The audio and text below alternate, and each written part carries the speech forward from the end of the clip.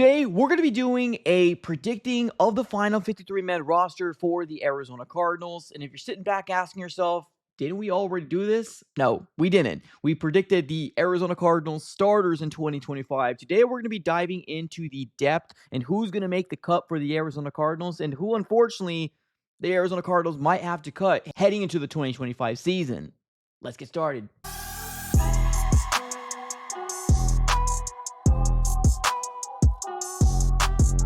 All right, everybody, welcome back into another video. Definitely do me a huge favor, smack up that like button and subscribe for more Arizona Cardinals content. On this channel, we're covering the Arizona Cardinals news, breaking news, conversational pieces, everything surrounding your favorite team. So subscribe it up. It's absolutely for free. But today we are going to be doing a prediction of the final 53-man roster for the Cardinals. Now, as of right now, we are sitting in May. We're not going to be getting the final 53-man roster until months from now, but we're going to have to try to find clever ways of obviously making content on this channel. And of course, it gives another opportunity to talk about the Arizona Cardinals. And if you have any disagreements, definitely feel free to let me know here in the comments below. But appreciate you guys for tuning in. Let's go and dive right into it, ladies and gentlemen. There is going to be a lot of very tough decisions that are going to need to be made for the Cardinals because they've added a lot of good defensive pieces this offseason, whether it was through the draft or whether it was through free agency. So there's going to be a lot of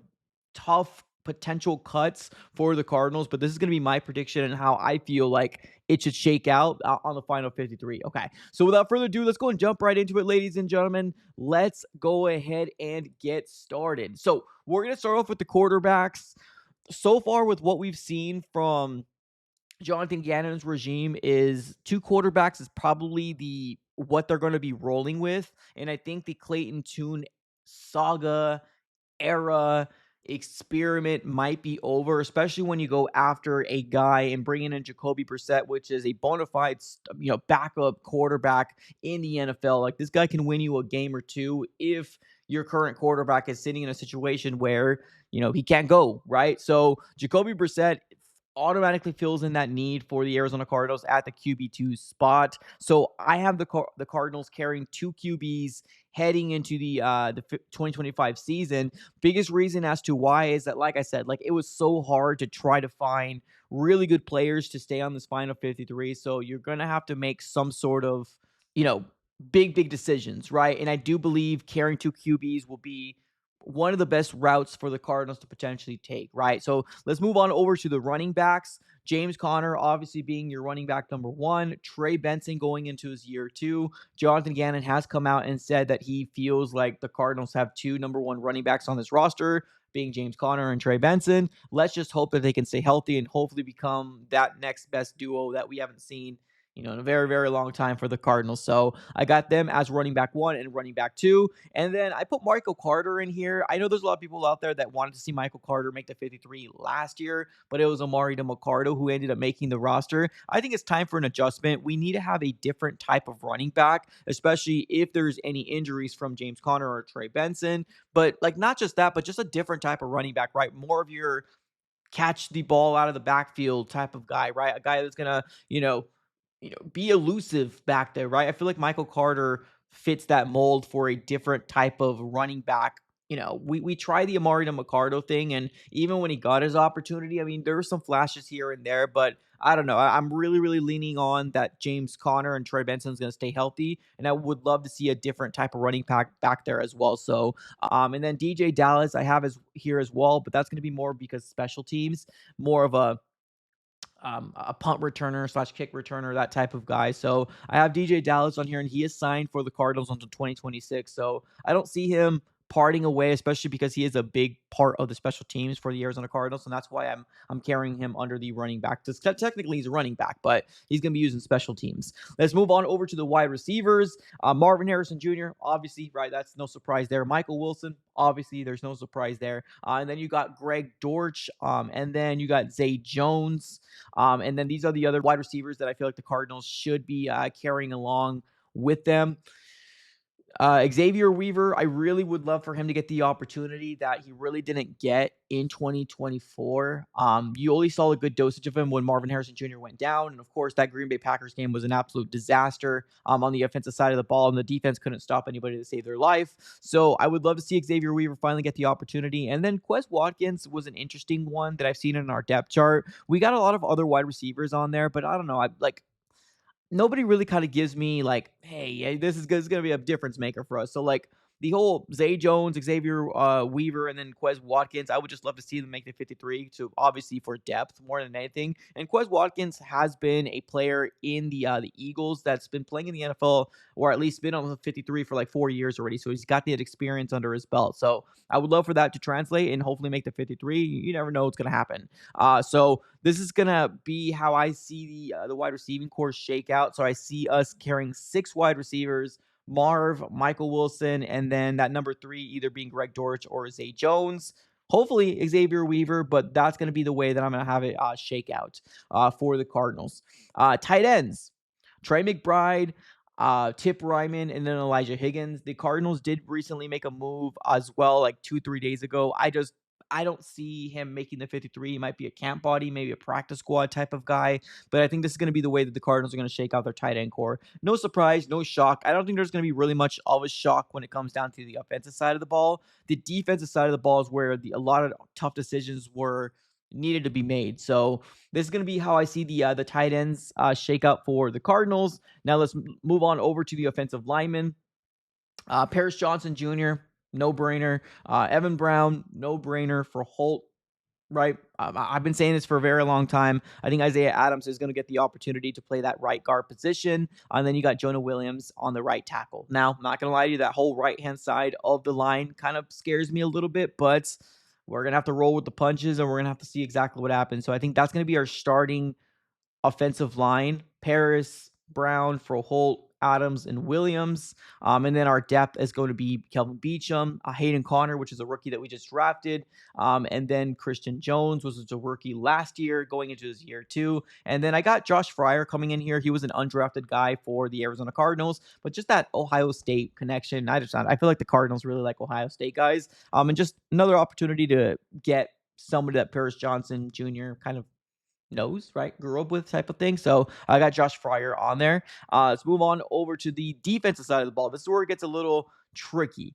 Outside linebackers, man.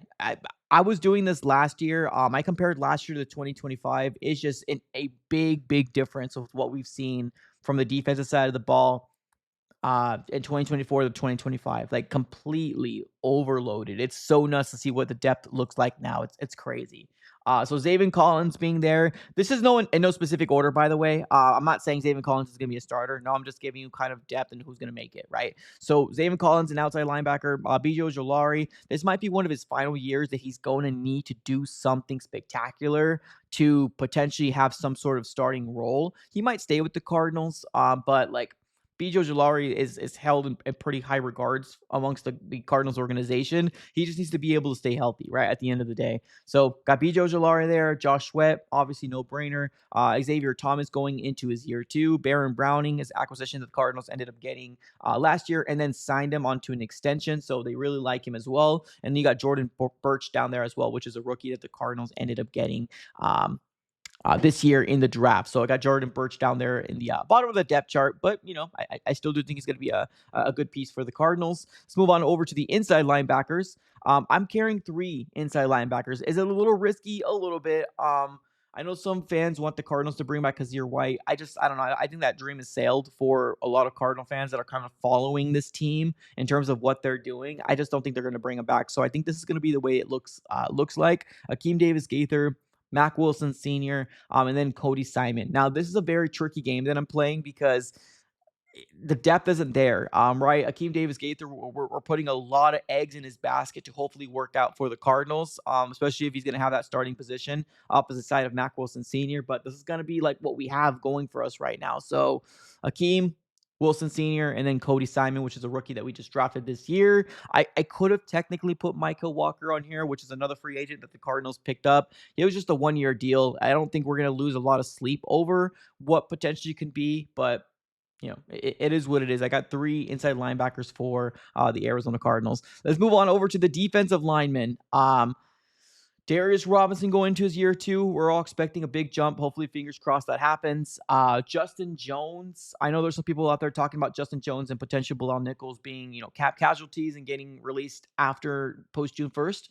That could be a potential thing. But the Cardinals initially signed them into 3-year deals, I believe each. If I'm not mistaken, Justin Jones was a little bit higher in terms of the amount of money compared to Bilal Nichols, but because they're under contract, I think they could be really good depth players for the Cardinals. So I got Justin Jones and Bilal Nichols making the cut because of them being NFL caliber players. Like, obviously, they're not going to be future guys, but they're going to be really good depth rotational guys for the Arizona Cardinals. And you got them already under the cap. So you might as well just keep them, in my opinion. So Darius Robinson, Justin Jones, Bilal Nichols, Dante Stills, which was a late round pick a couple years back. It's really worked out for the Cardinals. Really liked him. At one point, he was leading us in sacks until Zaven Collins got his last sack in the final two games, and he ended up being the sack leader at 5.5 sacks last year, which was not really something to be too happy about. But, at the end of the day, he was a sack leader for the Cardinals. So next, obviously, Walter Nolan as well, 16th overall pick for the Cardinals, Dalvin Tomlinson, and then Calais Campbell. We added a lot of real good players. Like, I'm really excited to see what the Arizona Cardinals defensive line like that. I feel like that was the biggest upgrade the Cardinals have done from like 2024 to 2025. Like, they focused in on making sure that defensive line was going to be so much better. And it is. It is. Just look at the names, man. Look at the names. Like, a couple names that didn't make the cut. LJ Collier. I know he was signed back up again, but I don't know what the acquisitions that the Cardinals have made. It almost kind of feels like it's time to kind of not make the cut, right? Especially with all this depth that you got going on here. Let's move on over to the cornerbacks. A lot of tough decisions were having to be made on this one as well, because obviously when you make a move in getting Will Johnson with the second round, you're going to have to make some adjustments. So cornerbacks, Sean Murphy-Bunting, still going to be your veteran. I know there's some Cardinal fans out there that want the Cardinals to either trade him, release him, move off of him. I still do believe that even if he's not a starter for the Cardinals, he's a good depth piece, right? You got him under contract. He's going to be your veteran guy there. He might still get the start in the beginning of the season, but that's why I have him here. Sean Murphy-Bunting, Max Melton, Garrett Williams, Elijah Jones, Darling Thomas V, and then Will Johnson. Now, tough decisions that need to be made. Keitrell Clark was a guy that I really did like as well. He did not make the cut. Denzel Burke, which is a guy that we ended up drafting this year, which from Ohio State, I didn't make him have a 53. He might be able to hopefully make the practice squad for the Arizona Cardinals, but this is going to be the way I see the cornerbacks shake out, right? And I'm talking about starters, including depth as well. Elijah Jones has something to prove. He was a third-round pick last year. He was on IR all year long, so I'm hoping he's going to be able to stay healthy and produce to a level that we need him to, right? But these are going to be my cornerbacks in the way that's going to shake out. Or at least I hope it does. Let's move on over to the safeties. More tough decisions to be made here. I guess not really, but Buda Baker obviously being your number one guy, Jalen Thompson, Dadrian Taylor Demerson, aka Rabbit, and then I got Keaton Crawford also making the cut as well. There's a lot of high praise for Keaton Crawford, not just a safety, but can play special teams very, very well and had a killer combine. That's probably one of the main reasons why the Arizona Cardinals ended up pulling the trigger with their last pick and getting Keaton Crawford to the Cardinals. They really do like him. They really like him. So maybe special teams is where he's going to start. But yeah, maybe a future safety. You never know. I think Dadrian Taylor Demerson might be higher in terms of depth for the Cardinals because he's actually showed up pretty good in terms of a very good coverage physical hitter for the Arizona Cardinals defense. But I think this is going to be how the safeties are going to shake out. And then of course you got your kicker, punter, and then your long snapper and Aaron Brewer. So Chad Ryland, the new kicker for the Cardinals. Obviously the adjustment has been made from Matt Prater. Blake Gillikin's still going to be your punter, and then Aaron Brewer as well. So this is going to be the way that it all shakes out here, at least in my personal opinion. What is where do you think the Arizona Cardinals are going to be different from my list, right? Now, like I said before, there are going to have to be some very, very, very tough decisions being made in this year's like 53-man roster cut down. Like another guy that I ended up cutting as well is going to be John Gaines II, which I believe we used the 4th round pick on him a couple years back. Simi Fehoko, the Cardinals ended up, bringing him in. I just don't think he's going to make the 53, unless he completely shines a lot in training camp.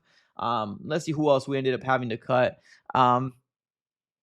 Ben Still, seen him here and there. Owen Papu, that's unfortunate. I really do like him as a lot too, but I don't know. We have to kind of trim down a lot of the stuff that we ended up having. Jalen Jones, a late acquisition, having to release him as well. Joey Blunt hopefully makes the practice squad because I really do like him as well. But that's going to be the way I feel like it's all going to shake out. But I'm very curious to figure out what your guys' overall thoughts here in the comments below. Let me know in the comments where I messed up at. Appreciate y'all for tuning in as always. Have a great rest of your day and go Cardinals.